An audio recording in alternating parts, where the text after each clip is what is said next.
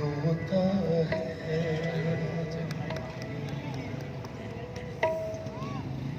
देखिए, खुदावंद यीशु मसीह के लहू का रंग इतना गाढ़ा है कि उस लहू में जब हम छिप जाते हैं तो हमारे तमाम पाप उसके पीछे छिप जाते हैं और नजर नहीं आते। बाप, आसमानी बाप के पास कोई भी शख्स जो है वो लहू में छिपे बगैर नहीं जा सकते। हालेलुया। इसलिए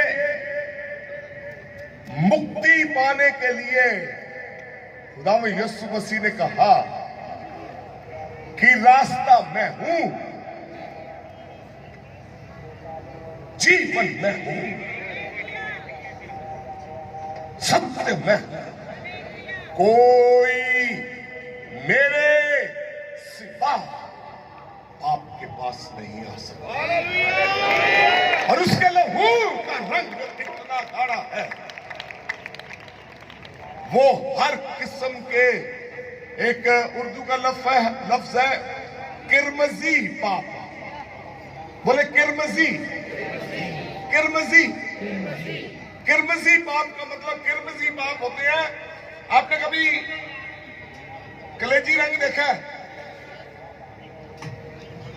उस किस्म का गाढ़ा, इतने गाढ़े रंग को, उसी रंग को खुदावंद यीशु मसीह का लाल और सुर्ख रंग का लहू जो है वो धो के सफेद कर देता है। हालेलुया। वो लहू जब धोता है, तो लहू जब धोता है तो क्या होता है? थोड़ी सी चीज साफ नहीं होती, थोड़ी सी बीमारी ठीक नहीं होती, सब कुछ ठीक हो जाता है, सब कुछ साफ हो जाता है। इसलिए आदि में जो वचन था, वचन जो परमेश्वर के साथ था, वचन जो परमेश्वर था, उसने जब मुक्ति के काम को पूरा किया तो सलीब के ऊपर दो जुमले बोले थे, दो सेंटेंस बोले थे कि ये अब आप, मैं अपनी रूह तेरे हाथों सौंपता हूं, इनको माफ कर।